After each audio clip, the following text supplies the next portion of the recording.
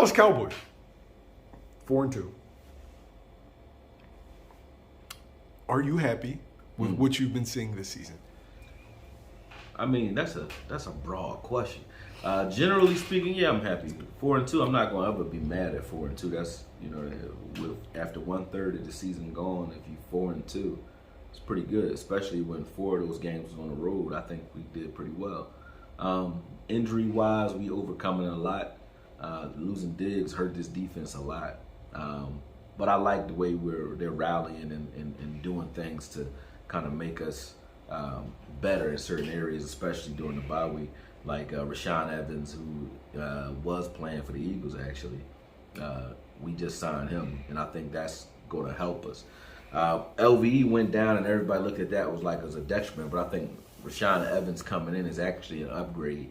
So our defense is going to look a little bit different than it has in the first third of the season. So I'm happy with that.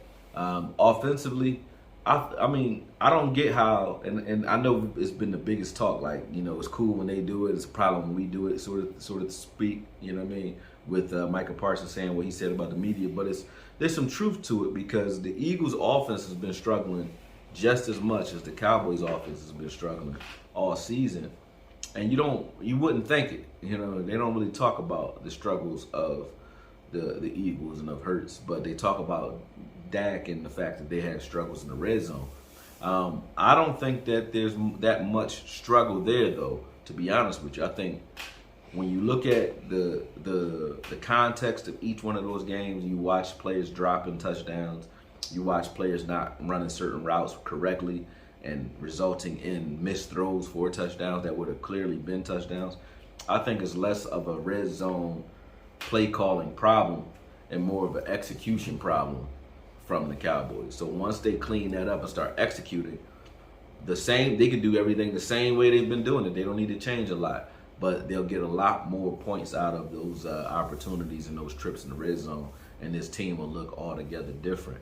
You got to think about it. When a team is struggling in the red zone the entire season, but blown out 3 of their 6 opponents, that's not a bad thing. You know what I mean?